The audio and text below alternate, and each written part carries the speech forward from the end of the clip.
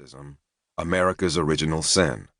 So, as Martin Luther King Jr., America's great preacher, stood in the pulpit of Dexter Avenue during the days of the Montgomery bus boycott, and later alongside his father at Ebenezer Baptist Church, he stood well within the historical trajectory of African American prophetic Christianity. With his extraordinary academic training and preparation, King extended it and gave it a global voice, such that at its height, the movement was appropriately multiracial and ecumenical, embracing believers across faith traditions and non-believers alike in a magnificent quest for human dignity. When the legendary Jewish cleric and friend to Dr. King, Rabbi Abraham Joshua Heschel, marched in the movement, he said he felt like his feet were praying. This deep yearning for freedom felt so strongly in Heschel's feet and heard so clearly in Dr. King's voice was expressed during slavery by sermons and spirituals that saw the story of black slaves through the lens of the story of Hebrew slaves marching out of Egypt. It was institutionalized by the independent black church movement of the 18th and 19th centuries and embodied in the ministries of King's preaching forebears, whom he references in the autobiographical statement above. His maternal great-grandfather, Willis Williams, was a preacher during slavery, who well may have played a role in the establishment of a local independent black church. His grandfather, A.D. Williams, the second pastor of Ebenezer Baptist Church, was an activist preacher who helped to launch the Atlanta branch of the NAACP, leading the fight as its president to establish the city's first secondary school for African American children. Martin Luther King Jr. and his siblings attended the Booker T. Washington High School, which existed only because of the activist ministry of his grandfather.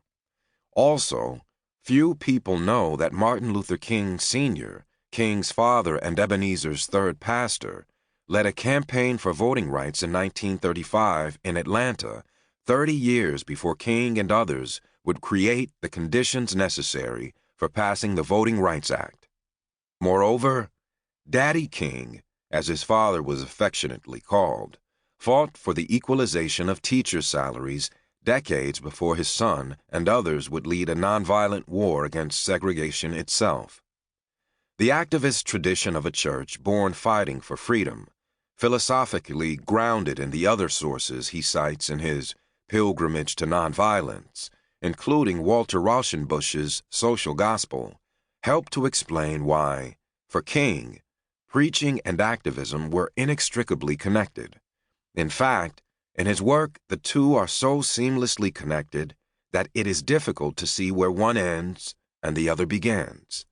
The two feed and inform each other. Hence, at the heart of the sermons printed here is a view of the gospel that rejects any truncated or interiorized spirituality that seeks to save souls while ignoring bodies or focuses narrowly on matters of private morality while ignoring the moral implications of our public policy. In Love in Action, he laments that one of the great tragedies of life is that men seldom bridge the gulf between practice and profession, between doing and saying. A persistent schizophrenia leaves so many of us tragically divided against ourselves. How often are our lives characterized by a high blood pressure of creeds and an anemia of deeds? We talk eloquently about our commitment to the principles of Christianity, and yet our lives are saturated with the practices of paganism.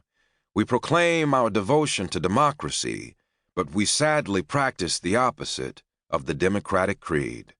We talk passionately about peace, and at the same time we assiduously prepare for war. We make our fervent pleas for the high road of justice, and then we tread unflinchingly the low road of injustice.